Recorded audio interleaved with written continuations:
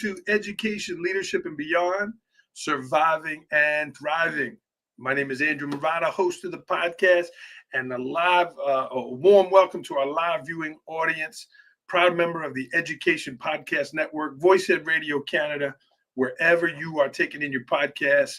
Thanks for tuning in. Leave us a positive review, a positive comment, and certainly leave us some comments for today's guest, Bay Shore Athletic Director, Chris Agostino.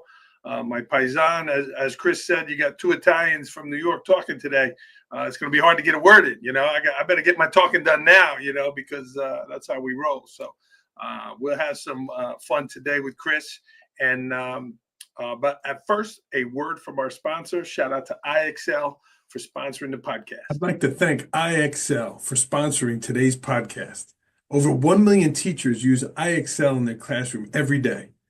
IXL is the most widely used online learning and teaching platform K through 12. It empowers schools with complete curriculum, thousands of instructional resources, robust reporting, assessment data, and more.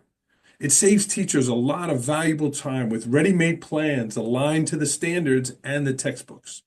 Built-in engagement tools like custom competitions make learning fun for students. And IXL's diagnostic is research proven to be a strong predictor of performance on standardized assessments. And the best part, everything I just mentioned is all integrated into one platform, so you can simplify your EdTech tools. Visit IXL.com to lead your students towards data-driven excellence today. The link is in the show notes. And again, appreciate IXL sponsoring today's podcast. All right, friends. Thank you for that. Let's get rolling today. We'll meet Chris in just a minute. It is March. It is conference tournament time, and March Madness starts next week. Chris and I actually met at the Athletic Directors Conference a few years ago, and that was the theme of my talk there, March Madness. So whether it's you're officiating that game, whether it's that big moment, that big presentation. I'm going to the school board meeting tonight here in Port Jervis, and my colleagues have presentations, right? So that's a big event.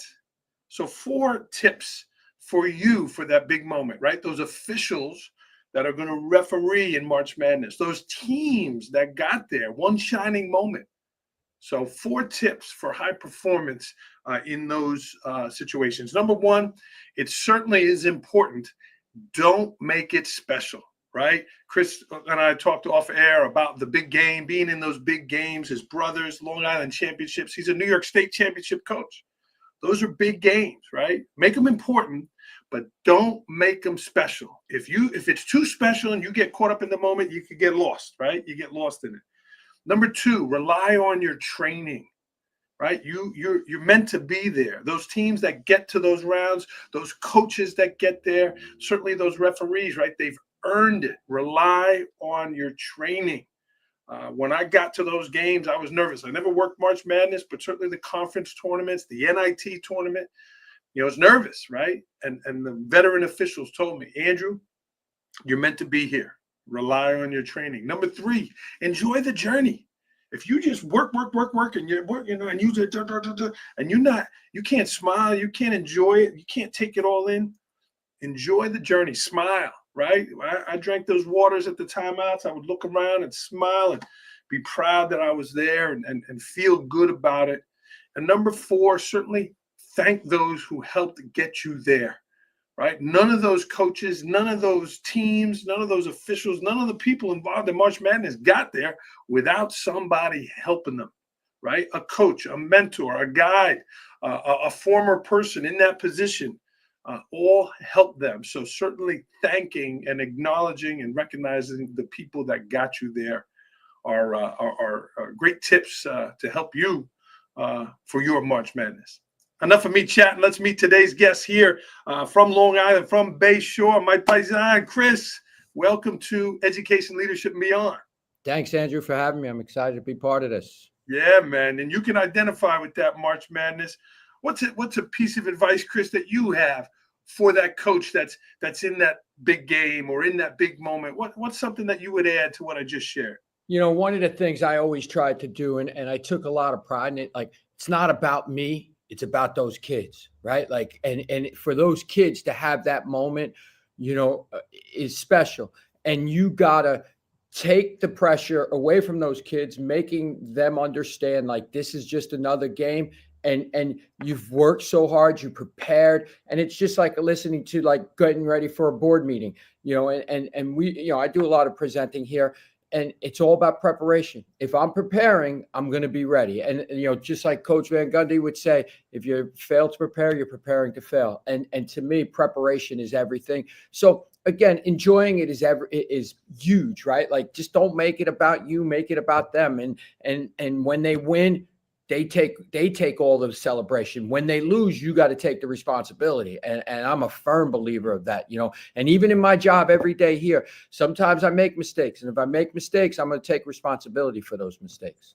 Nice. Well said, Coach. Friends, this is Chris Agostino, Long Island Bay Shore, right on the beautiful beaches in Long Island. Sure. And he's a lifetime educator, lifetime New Yorker, and now the athletic director there. Chris, you're in between seasons right now. You're going to start up spring sports. Talk to me about where you are in your job and what you're focusing on right now. Yeah, so we got like a 2-week lay low type situation. We just came off a crazy basketball season. We had very successful girls and boys basketball. We had very successful track programs, girls and boys. And wrestling was phenomenal. And we're kind of like, New York State is starting this whole big movement for female wrestlers, and we're kind of like the godfather of female wrestling. My coach here has, went amazing above and beyond. She's well respected in New York State. We had female wrestling before anybody had female wrestling. Wow. Because of me, my predecessor, Bobby Panarella, was amazing. And he had the foresight to say, hey, let's get girls wrestling. And again, we are one of the few, there's like 6 teams out here in Suffolk County that do it, and Bayshore, we've been doing it much longer than everybody else. New York State has just recognized it this year as a New York State sport, and we've been doing it for years. I've been here 4 years. They've been doing it prior to that. So for this time of the year, we're kind of settling down. Now we're just kind of getting ready, getting my coaches understanding, we just finished our coaches meeting, the expectations, what we want to do, making sure we're dotting all our I's and crossing all our T's. And again, we're preparing for greatness. Like, every single day we talk about that. Like, we do not settle for just okay. Like, okay is average. We want to be great. We want to be amazing. We want to be above average. So, and my coaches, their philosophy is a lot like mine, and they're buying in. And, this is going to be a good spring for us. We're excited. I love it. Well said there. And you have turf fields. You're getting the grass ready. Where are you at with all of that? So we have, 2 beautiful turf fields. If you ever get out on Long Island, you're driving down Sunrise Highway, you'll see our beautiful facility. It looks like a college. People look at me, ask me, is that a college? It's a high school facility. It's beautiful. And then we probably, and I'll go up against anybody in New York State, we probably have the best grass fields in all of New York State. I have my grounds guy, Robbie Knapp. When I tell you, our baseball field, I've been here 4 years, and we've had a lot of rain. We've had 1 rain out in 4 years because he's a pro. Like, you come to our baseball field, it looks like Yankee Stadium or Wow. It's amazing. And again, there was a big push for turf on my baseball field. And my first year here, he came in, he said, Chris, let me do my job for 1 year, and then you can reassess it. I walked out on that field. There wasn't a blade of grass that wasn't cut. I mean, Robbie's the best of the best. Like, he's a pro. And that's why things are great here, because you got people like Robbie Knapp who takes so much pride in what he's doing every single day. To me, you can't help but jump on board, right? You want greatness, you got to have greatness around you also. I love it. If you're watching the show live, jump in, say hello. A number of people, whether you're from Long Island, out west, wherever you're watching, jump in and say hello to Chris. Chris, a lot of freedom in your day in terms of the work you're doing, right? Maybe you're an early bird and you're banging out emails early. You're at practices in the afternoon. Talk to me about designing your day that maybe you have a couple minutes to have lunch and or dinner. You have a chance to sit down for a second because you're go. How do you schedule your day that you're getting your work done and you're visible and all those things that go into your job? I think it's important for me to be the face of Bayshore athletics, right? And Bayshore physical education. So I want to be in the gyms as much as possible. I want to go see my teachers during the day. I am an early riser. I mean, you wouldn't be surprised if you saw an email from me at 6 a.m. and people kind of like, what are you sending emails? Or at 10 o'clock, 9, 11 o'clock at night. So those things for me, it's being out in the forefront, letting people know I'm here. If you want to come see me, my door is always open. You don't need to make an appointment to come see me. If I'm available to talk to you, I will stop what I'm doing and have a conversation with you. And a lot of people are like, well, it's hard to do it. No, it's not hard. That's just my job. Like, people want to talk. I want to help, right? Kids come into my office. I will drop everything and anything to make sure I communicate with a student athlete or a student in general. So, to me, my days, it's never the same. Like, my daughter was asking me today, she's a substitute teacher in the district. And I went to go visit one of my elementary phys ed teachers, and she was in that building, and she said, "What are you doing today, Dad?" I said, "What am I not doing?" I said, "Like, I'm communicating, I'm emailing, I'm going through like schedules, and I'm very fortunate here, Andrew, and a lot of people don't really have this in Long Island. I have an assistant athletic director, Ted Nightingale, the best in the business. He's born and raised Bayshore, loves everything about Bayshore. He bleeds Marauder colors. He is the best guy that I can ever work with, side by side. He's an AD, like, he's not an assistant AD. Like, I look at him, I go to him. He's very good for my psyche too, because I tend to kind of like get a little crazy, get a little ahead of myself. He brings me back down to earth. Again, he's a huge piece to what I'm doing every day here. We're constantly talking, we're constantly, bouncing things off of each other. And then you go, like, my superintendent's the best in the business. And again, I talked about my baseball field. I'll put my super against anybody. First of all, he understands athletics, right? Like, that's a huge piece for me, right? He's not going to sit there and micromanage me. He wants me to be successful. He's going to give me the tools to help me to be successful. And then his cabinet around him, they're phenomenal people, and they all care about athletics, right? Like, they understand that, like, it's a beautiful extension to the academic part of things, right? Like, you could see, and studies will show you, the more your kids are participating in sports, the better they're going to be in their academic side of things. So, again, when you have that support cast around you, those people, my assistant soups, they're just great people. My board of education, they're all in. Like, I'm telling you, Andrew, again, I was very blessed and very fortunate to get this position. And people thought I was crazy. I was leaving a tenured position out in Nassau County, and it was a great place, but it was a 51-mile commute for me one way. And when I made that move late in my life, I mean, I'm 54 years old. I made that move at 50 years old. Everybody's like, "You're towards the end of your career. Why are you making this move?" Tenure, that big tenure word, that didn't affect me. I felt I was good at what I did. And if I could surround myself with people that cared like I cared, it would be an incredible movement. And it worked out very good for me. I'm very blessed, I'll be honest with you. Well, good things happen to good people. I thought Port Jervis was the best place on earth. And I'll argue. Bayshore is pretty good. Good people. Chris, a lot of Facebook warriors and people talk about, bad sportsmanship, and they see bad things happening. How do you address, whether it's a coach or whether it's a kid, right? Maybe the team wins the game, or they have, but you see something that just is out of line, not sportsmanship like. What's your style in handling that in terms of timing and people, and how do you address those situations? One of the things I talk about with my student athletes and my coaches, we win with class, we lose with class, right? When we win big games, we're not sitting there celebrating, jumping all over the place. We're just going to enjoy the moment, move on to the next one. And then when you lose those tough games, like we just lost a tough basketball game against a William Floyd basketball team, that a phenomenal program and doing a great job. And we were the higher seed. Like, logically, you would say we should beat them. We lost that game. We put our heads up high and we said, all right, listen, we're going to learn from it, right? So, again, and I talk about this a lot too, to a lot of ADs that are listening.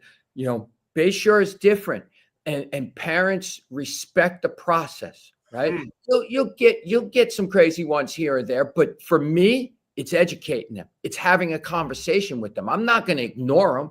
I'm not going to ignore that parent who's disrespecting that official out there. I will never do that. I'm going to go up to that person immediately and I'm going to say, hey, let's have a conversation. And it's not confrontational. It's let's just talk like we're just talking, like you and I are talking right now. And if you can't understand what I want and my expectations, then we're going to take it to a different level. And if that means we have to ban you from coming to games, there is no problem here. And I've been here 4 years. And unfortunately, I had to do it twice, where we had to ban a person from coming to games to watch their children play. And again, I to this day, I still talk to those people. It wasn't personal. To me, it wasn't educationally sound. If you're going to act like a knucklehead, then you're going to get treated with, the way you don't want to be treated. One of the things we talk about too, my coaches are at the forefront. If you're going to scream and yell at officials, then your players are going to scream and yell at officials, and then your parents are going to scream and yell at your officials. So we're going to stop it with the coaches. And we've had some conversations. I got some young coaches here, who are, high energy. They want to compete. They think it's about, all about winning for me. And it's not about winning and losing for me. It's about putting a good product out there that represents Bayshore athletics and Bayshore community, right? And so talk to those coaches, educate those coaches, tell them, show them, give them examples. Like, I got film on everything. I could show you acting like a knucklehead. And again, it's really very unique and very different. And the people, you come to a basketball game, it's standing room only. You don't have one issue in this gym, not one issue. And again, that has a lot to do with the culture and the team that's around me. I have a security team that's around me. These guys are the best of the best. Mike Brown is our head of our security. When I tell you, nobody does a better job with his guys. Again, I know that, where your place is at, but I'm only as good as the people around me. And I keep on saying that. That'll probably be my theme for the rest of my career here, and I got good people around me. Yeah, you could tell that. And I can feel the pride, Chris. That's awesome to hear. And I love what you said, right? About starts with the coach, to the players, to the fans, right? We're going to conduct ourselves a certain way, and it's going to go. So you're spot on with that. Yeah. Chris, how about the kid who's on the JV and maybe he's the 10th guy on the team and the parent thinks he's going to play at St. John's? Why isn't he starting? Why isn't he getting it? Maybe the parent living vicariously through the kid, and they have the kid going Division I and he can't make a free throw. How do you have that conversation? Because we're in the highlight world. There are people watching highlights. They think their kid's going to be the next LeBron James.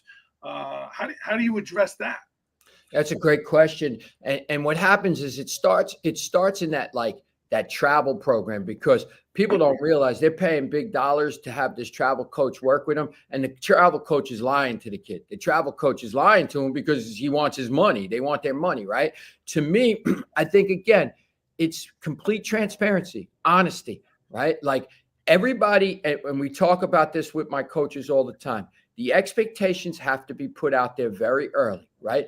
Every kid has a role on the team, whether you're number 1 or you're number 10. Your role is your role, and my coaches teach that role, right? Like, and one of the questions I always say when a parent calls me, hey, why isn't my son playing or my daughter playing more? And I'll always say this: did you talk to the coach? Or no, I'll say, did you talk to your son first or your daughter first? No, I didn't talk to them. Well, we can't have a conversation until you have a conversation with them, because the crazy thing about it is the kid knows. The kid knows, and he knows what he has to do or she has to do to get on the court or get on the field or whatever it is. And then I'll say to the parent, like, after you have that conversation, if you're not happy, then you contact the coach and then you talk to the coach a little bit, right? And then when you're not happy with the coach, then you come see me. Then we bring everybody at the table and we sit down and we're going to be honest with you. You may not appreciate it, but I'm going to be very honest with you. My job as the athletic director is not to micromanage minutes, right? Like, that's not my job, and I will never do that. My job is to cultivate. My job is to help people be successful. If I can do that as an athletic director, then I'm doing my job. So again, parents, unfortunately, in today's day and age, like you said, that social media has kind of been the death of athletics a little bit. But again, if you're transparent with them, if you're communicating with them, I think that's the biggest thing. Like, kids need to be spoken to. Those old days when I played, if coach sat me out, there was no conversations. You just sat out, and your father said, what do you need to do to get on the court? Get better. Okay, Dad, I got you. It's a little different today. And again, different's not bad. It's just different. And you got to be able to understand that. And it's not always easy, but I'm not afraid of those tough conversations. And I think my coaches appreciate that. Yeah, I could tell just talking to you. And again, Chris, I got to tell you, your energy is so refreshing. Thank you. Again, we met a couple of years ago. You came right up to me. You said, "Oh, we got to connect," and here we are. I love it. I love your energy. Thank you. It's good stuff. Chris, how about the joy of sports, right? You and I were kids. We went and played in the schoolyard. We went and played here. We were lucky to make the team. Again, now you mentioned the travel, and it just seems like, I don't know, there's a pressure to play, to get a scholarship, to get on that travel team versus you just play because you love being with your friends and playing ball. Is there some loss in the joy of athletics? That's another great question. And I've been thinking about that a little bit, like today too, like the joy of playing, and that could come in many different ways, right? Like being part of the team. And I've said this to parents, why is it not okay to just be part of the team? Like, your kid tried out with 50 other kids and your kid made that team. Like, to me, that's an incredible joy. Like, take joy out of that. Like, take the positive out of that. So, again, joy can be described in many ways. I've seen kids who we lost games, but they were still happy because they were happy with the way they played. Again, my girls' basketball program, they struggled for the last couple of years. First time making the playoffs since 2017. They don't only make the playoff, they get a home playoff game and they win that home playoff game, right? That's a credit to those kids and that coach, Coach Smith. He's done an amazing job. So, getting that joy. And even after they lost against a very good team, a team that went to the state semifinals last year, wow, they lost to them. And you know what? There was joy out of that, right? Like, they made a progress. Like, again, seeing the journey, right? Watching the journey go from one part to another is the joy for me, right? Like, seeing a kid who maybe wasn't the best, athlete or the best player or whatever it is. And now all of a sudden that kid's giving you minutes, that kid's giving you, incredible kid on the bench. Like, I look for all that stuff. I don't just sit there and watch a game. I watch kids on the bench. I want to know how kids are acting. I mean, I got kids on my benches that probably could start other places, but they're here at Bayshore and they give you everything they got. So joy to me is not just about winning. Joy to me is about enjoying the whole process. Yeah. Well said there, my friend. Chris, let's shift gears a little bit. We've been talking about Bayshore. You're a great representation. They're lucky to have you there. But your personal life, you're married 27 years to your wife, Gina, 2 grown children. Your son, Christian's an educator. Sounds like your daughter, subbing, might be on her way too. You've done a few things right. You've hit a few shots in your personal life there too. Pretty good. Looking back, Chris, what are some of the things, again, grown children, what are some of the things you and your wife are most proud of looking at your own children now grown in their 20s?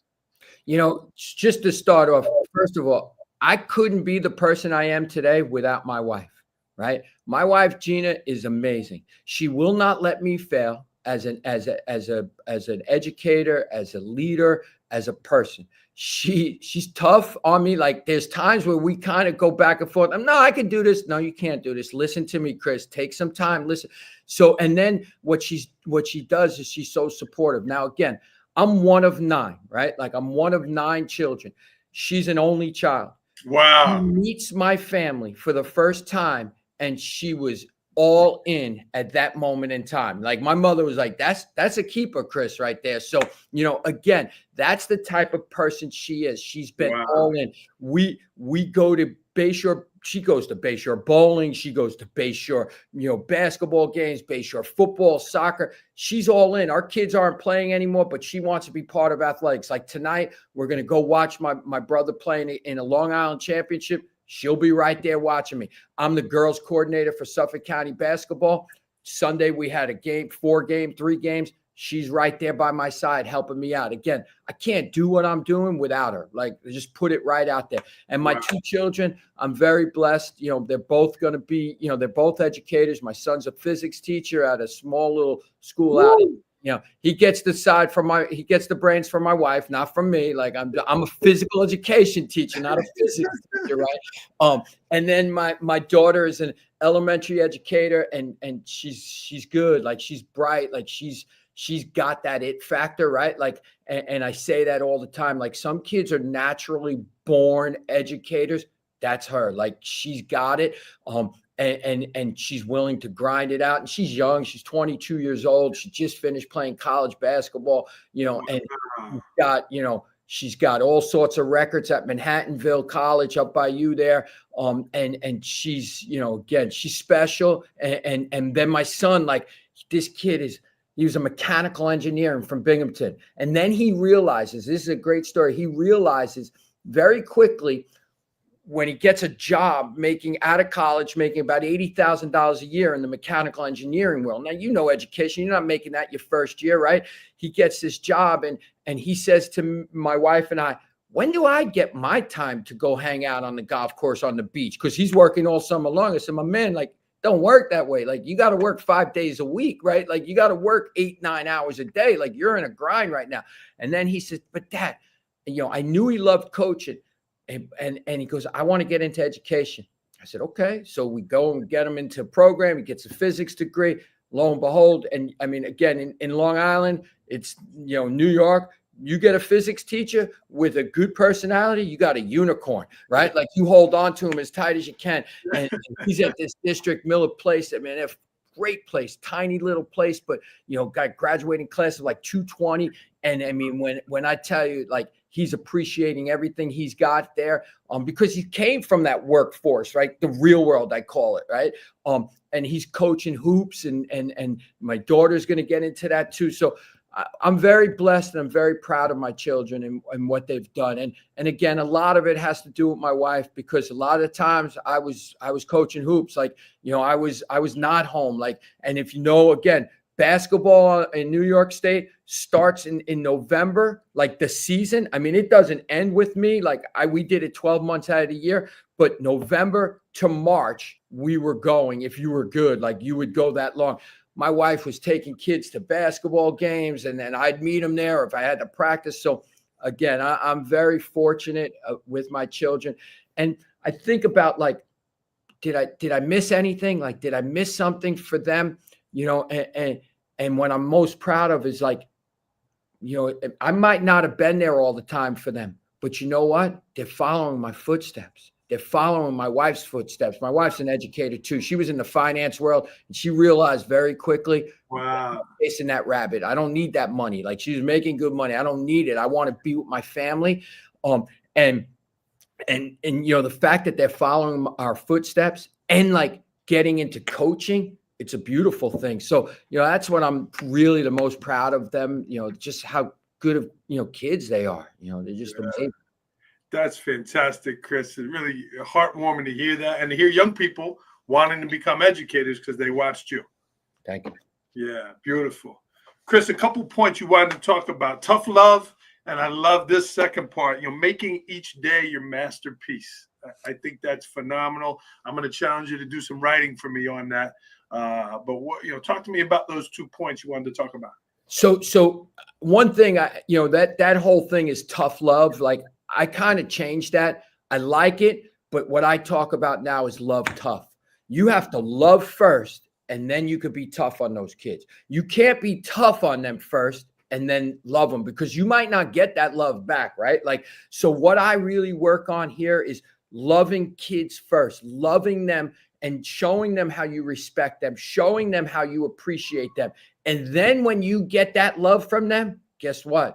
You could be tough on them. It's just like my father. My father was tough on us. I mean, we're one of 9, an Italian guy. He was a truck driver. He didn't have a lot. He worked 3 jobs to keep people. My father was tough, but we knew we loved him. He loved us. So he didn't even realize he was doing it. He was love tough, right? And so I've kind of flipped that. It's my mantra now is tough love. I mean, love tough, not tough love. So I want to love first and then be tough on it. I tell my coaches every single time we talk in our preseason meeting, you could be tough on your kids, but you got to love them first. And that's kind of it.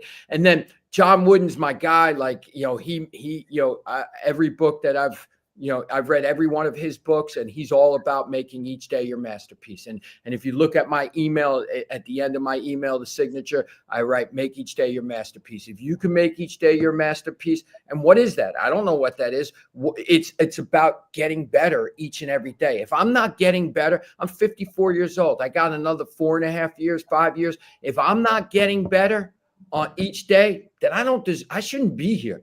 Bayshore has done a great job by giving me a job. And if I'm going to sit here and just rest on what I've done, that's not what I'm about. I'm about getting better. Like, and I want to make each day my masterpiece. And if I'm making each day my masterpiece, guess what? Bayshore is going to get a good version of me. And I, sometimes it's not easy to do. Sometimes, listen, I get that grind. I get what people are going through. You get headaches, but you know what? You got to find that silver lining. You got to get people to appreciate what you're doing. And some people come across and they'll say to me, Chris, you're a little, overboard, or you're a little too zealous, or you're a little like a car salesman. That's not what I'm about. I'm just about passion. I'm just about caring and loving kids and making sure that my kids, my student athletes, my students in phys ed class, they're getting the absolute masterpiece. And if they're getting that from my teachers, from my coaches, from me, guess what? They're going to have a good life. And those are the 2 things I really live a lot by right now. Make each day your masterpiece. I say to my daughter or my son, when they go to school in the morning, they'll call me, hey, today, make it your masterpiece. Because you don't know whose life you're going to change, So that to me is important every day. I love it, Chris. I love it. I love both those points. Definitely got to get your fingers on the keyboard and do some writing there. I think they're phenomenal, and you're certainly living it. You can feel the passion for Bayshore, again, representing and carrying the banner. Chris, you mentioned about getting better, right? Getting better. 54 years old. You've been doing this for a while. Give me a couple practical things. What are 2 or 3 things you do each day to get better, to sharpen your saw? One of the first thing I do each day is I listen, right? Like I listen to what people have to say, whether it's a kid, a student athlete, whether it's a custodian, whether it's my superintendent, my wife, my children. I listen. If I listen, I'm getting better. God gave me 2 ears for a reason, right? It's to listen better, right? And he gave me 1 mouth. So that's, that kind of outweighs each other. 2 is better than 1. So I just want to listen to what people have to give me. And I say this all the time to like Ted, my assistant athletic director, fantastic. I said, Teddy, give me everything. Give me everything you want to give me. I'm listening. I may take it. I may not. If I don't take it personal, right? Like, so listening every day is important. One of the things I like to do is, I do a lot of walking. I walk like 3 to 5 miles every day. Wow. So what I like to do is I like to listen to books on my earphones, right? And so instead of music, I just want to put on a book. And a lot of the books I'm listening to are leadership books, right? Like learning how to become a better leader. And if I do that like 10, 15 minutes a day, it's perfect. I just want a takeaway, something that I can take away from the day to say, hey, this is something I want to do, right? And then the other part of it is just engaging. I want to engage with people. I don't want to just sit behind this desk like this. This is the worst part of my job, is when I have to sit behind this desk and look at emails. The best part of my job is when I'm engaging, when I'm out there, when kids will say, "Hey, Mr. Agostino, how you doing?" Or when like I go on the turf field, like in a spring practice, I can't wait to do this. I get like my little bucket and I just walk around and I pick up water bottles and garbage and I just throw them away. I'm helping the guys out. Like it's not beneath me to do jobs like that. Like I just want to pick garbage up. I want to be out there. I want to hear the kids having fun. I want to see the tough times too, right? Like I want to see how kids respond to tough situations. Like to me, everything's is a teachable moment for kids, right? Win, lose, going through a tough time. Like right now, I was just talking, my lacrosse team's doing some preseason practice and I got a great coach, Mark Spruitt, and he's a great grinder. Like he just works hard. His team's young, really young, and he's concerned. And I said, Mark, I'm not concerned about W's and L's. I'm concerned about them getting better, right? Like you're preparing them. Forget championships. Like that's not like in our vocabulary right now. Our vocabulary is get those kids better each and every day. And I watch some of those young kids who are competing with some older seniors who are tough players. And, they're like, wait, am I over my head? But you know what? That's the beauty of athletics, right? Like that's kids. We want to engage. Like we want kids to kind of appreciate the process of getting to that greatness, right? Like, and that's where we're at. Like, I think listening, communicating, and engaging, being out there are three things that I work very hard on every day. This guy's killing it, Chris. I love it. This is Chris Agostino, the athletic director of Bayshore School, Long Island, New York. Chris, phenomenal. Something that you wanted to talk about that I didn't ask you. Yeah, I mean, I think, when I think about like my career and where it came from, I would be the first to tell you, I may not be the smartest guy in the world, right? Like I may not be, a guy who's good in books and writing things, but I'm a guy who just cares about people, right? I tell everybody I'm a Labrador retriever. Like I want everybody to be happy around me. There's no time for nonsense. There's no time to be angry at people. And I've been in big, games or big situations, and I'm sure people, they're not fans of mine. And that's fine. Like I tell people every day, I'm not taking applications for new friends. Like to me, I'm just who I am. What you see is what you get with Chris Agostino. That's just kind of what I'm about. I love it. I love it. This was very inspiring, Chris. Again, love tough and make each day your masterpiece. Phenomenal. Talking about your children. Chris, your own personal children are going into education, and we got young kids. We have educators. We have to carry the banner for education. So I'm gonna give you a couple wishes, Chris. I got the magic here. You know what I mean? I'm gonna give you a couple wishes for your own children, for young educators, for our kids in schools right now. What's that wish that you have for them? So on a side note, I'll take a side wish. I want my daughter to get a job so she can get off my payroll. How's that sound? So I wish for New York State. Let's get it out there. Hold on. Get it done. She doesn't mind traveling. But again, what I wish for young educators is to understand something. And it's very, very clear. And they have to listen to this part. Every kid, and I get chills thinking about this, every kid has a story, right? Oh, this kid, he's acting like a knucklehead. No, he's acting like a knucklehead because he has a story, right? Understand the story. You may not know the story. Try to find out the story. Young educators need to understand that, right? Like every kid is not this prim and proper kid. Every kid's got tough life, man. Like I worked in Amityville as a second grade teacher. I was there for 2 years. It was probably the hardest job I've ever done in my life. And these babies would come to my classroom and I'd have this, I'll never forget it. And this is 25 years, 26 years ago. And I had this young lady come to my classroom and every day she'd fall asleep.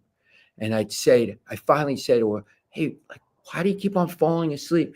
And she said, Mr. Agostino, I got to watch my baby sister at night while my mother is going to work, right? Like that's a story, right? Like, so this little girl, I had I had to help her. I had a couch. I made a nice little bed for her. I needed her to get a good 2-hour nap in. We'll catch up on the other stuff. Like we'll get that reading stuff done. But every kid has a story, and young educators need to understand that, right? You're going to get a lot of great kids out there, and you're going to get a lot of kids that need you. They need you. You're there for a reason. You're not there for the money, right? Like, because you can go corporate America and make a lot more money, right? You're there because you love what you do, right? And I talk about this with my daughter all the time. Your job is to teach children how to love to learn, right? Not necessarily teach them how to do the math. You have to teach them to love to learn. And if they are loving to learn, then you're doing your job. And guess what? And it starts very early, like kindergarten, first, second, third. If they love it, they're going to be great learners. If they don't love it, they're not going to be great learners. And again, and I look back in my career, like as a person in first, second, like kindergarten, first, second, I had some tough teachers, and I could tell you each one of their names. I'm 54 years old, and they didn't really teach the love part of things for me, right? And then all of a sudden, I get this fourth grade teacher, one of the best ever. Like he taught me how to love to be in school, right? And I think it was kind of, I lost a lot, I think, but ultimately, every kid's got a story. Don't ever forget that. And I tell my son all the time, he's teaching physics. You know what physics kids are like. They're the cream of the crop, right? Like they're the best of the best. They got their stories. They got this. The kid doesn't give in his homework, Dad. All right, there's a reason why he doesn't give his homework out. Find out what the reason is. He's there for a reason because he's good at what he does. So he's a physics student.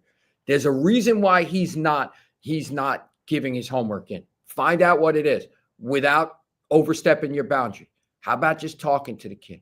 How about being real with him? How about being not the teacher, being a guy who cares about you?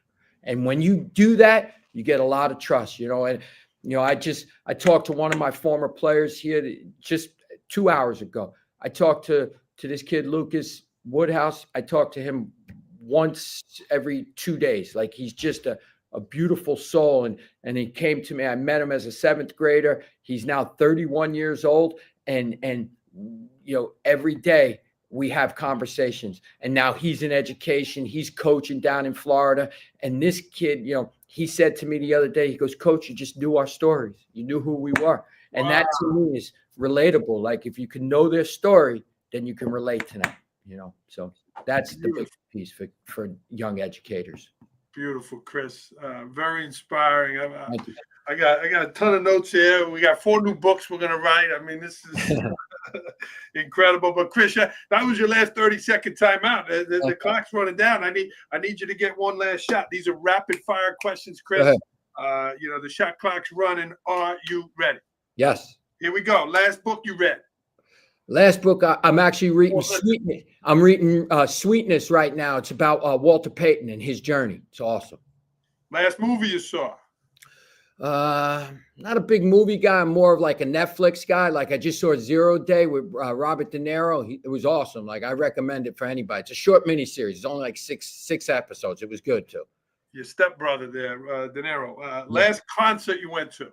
My wife and I went to Citi Field. We went and saw Journey, Def Leppard, and Steve Miller Band all in one shot. And we got upgraded. Great seats, like right on the stage. It was kind of cool, actually.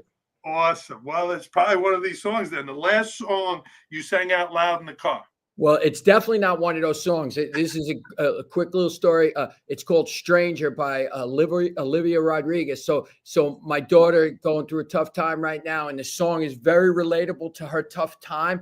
And it's, for any person that's going through like some sort of breakup or something like that, listen to the song. It's kind of interesting. And I'm about like, and again, I'll listen to anything, country, rap, Bruce Springsteen, whatever it is.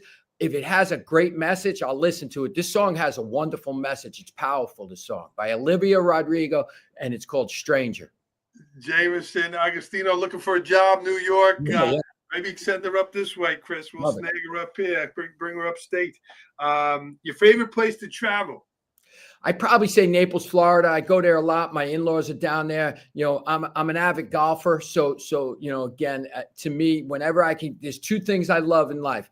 besides my family and my job. I love golfing and I love the beach. And Naples has both very special places. So I would say probably Naples is my favorite place to go. You're an Italian from New York. What's your favorite dish? Come on, man. It's pasta. That's easy. Anything with pasta and sauce, I'm good. Like, I'll eat it. Bayshore is fill in the blank. One of the most amazing places I've ever been in my life. The community's beautiful. The people are beautiful. It's an incredible place. The beach is beautiful too. Yeah, the beaches are real nice. They like their water around here in Bayshore. A little windy though, but they like their water around here. Billy Joel is fill in the blank. He's a stud. He's a superstar. He's the best. The best. In 2025, I will fill in the blank. I will make sure I'm giving everybody in Bayshore the best version of Chris Agostino. I love it. In 2025, I will stop doing fill in the blank. Probably stop stressing my wife out. I'm going to do a pretty good job of trying to stop stressing her a little bit. 27 years of stress. She's hanging on. She's hanging on. I'm very fortunate. You are a superhero in my heart here. I love it. But if you had a superpower, what would that be? Just spreading love, like empathy and love. Like, to me, I think if this world had more empathy, and again, I don't care where you stand on the spectrum of politics. I think everything for me is about empathy. And if you care for other people, this place could be very special. So if my superpower would be just to spread the like empathy, like love, getting people to understand, like, we're all different, but at the end of the day, we're all the same. Like, and just getting people to understand that.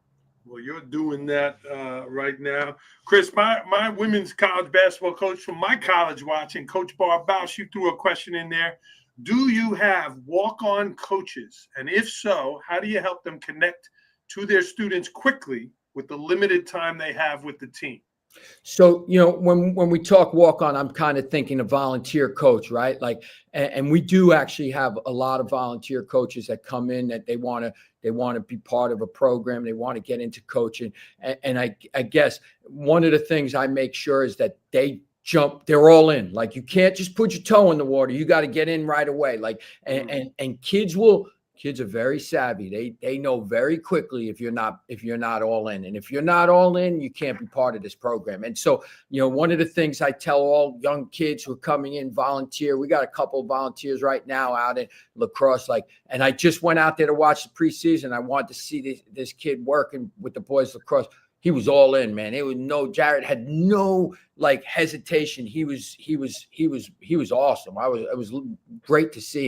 And he's got a bright future, which is beautiful to see. I mean, again, he's 22 years old and he's helping out with his alma mater. He was a college lacrosse player at Springfield. And now he's coming back and giving back to his community. And, and again, I was kind of like, Mark, you good with this? And, just being all in. This kid's all in. So I would really recommend, if you're going to go on and you're going to be a volunteer, you got to be all in. Yeah. Great answer there, Coach Barb. That was a great answer. I love it.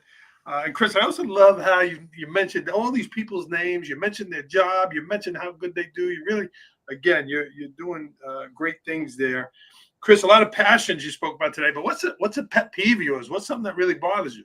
People don't answer me back. If I send an email, if I send a text and you can't return that, it drives my wife nuts. She's like, just leave it alone. I can't. I just can't leave it alone. Like a simple K, like, you got my message. That's all that matters, right? Like, something that simple is so important to me. And I don't know why. It's my psyche, right? Because, I think I know why. Because I wouldn't do that to somebody. So I wouldn't expect somebody to do it to me. So I don't care who it is. I don't care.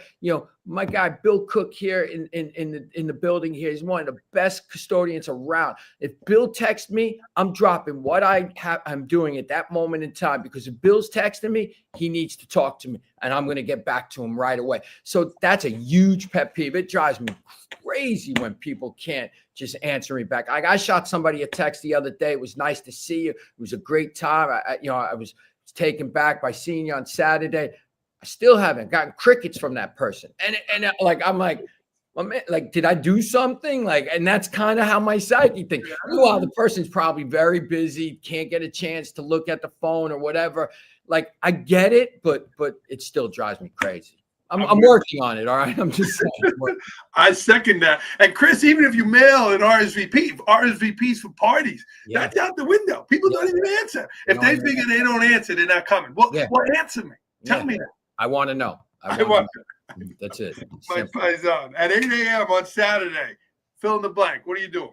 I'm probably going for a 5-mile walk down in Stony Brook Village, down by the water down there, and just kind of get my thoughts together, listening to my book, and then if I try not to go past 5 miles, because then I got to call my wife and say, hey, can you come pick me up? My legs are killing me. And then she's getting all tight and upset with me. But yeah, so I'm going to probably, go for a walk, start my day, and then hopefully we got some athletic events going on here, and I'm coming up to Bayshore. Like, my wife's probably coming with me too. Something about Chris Agostino that people do not know about. I find this hard to believe there is anything. Yeah, there's probably not much. I'm very sensitive. That's people may not look at me and think I'm a sensitive person, but I am very sensitive, and I don't like to hurt people's feelings. I don't like people being mad at me. I was telling you earlier, my two brothers played against each other in a county championship game, and it broke my heart to watch my one brother lose. But at the same time, I was very happy for my other brother. But, again, I told you I'm one of 9. I'm probably the most sensitive one out of all the boys, for sure. There's 5 boys. And I wear my emotions on my sleeve. Like my whole life, my mother would say to me, Christopher, just calm down. And I can't, I'm just emotional. That's kind of what I'm about. That's probably the one thing people don't know. I'm very sensitive. I love it. Chris Agostino, friends, Bayshore Schools, New York. Round of applause, Chris. Thank you. Absolutely phenomenal. Have a great spring season, and best to your children as young educators. Gina, hang in there. Chris, this was great, man. I appreciate you. Thank you. I appreciate you. And listen, anything you need, you let me know. You're my boy now. We're Italians. We stick together. I got to get out to the beach there. Bayshore, if you haven't been out that way, absolutely gorgeous Beautiful. beaches, great restaurants, a lot of paisans out there. Yeah, a ton of them. So you'll fit right in out here. So all good. Chris, you stay on the line a second. We're going to sign off, friends. Thanks for your support. Leave Chris a positive comment in the chat. He's very sensitive, and we're going to sign off here on the podcast. Thanks, Chris. Thanks, friends. Keep surviving and thriving.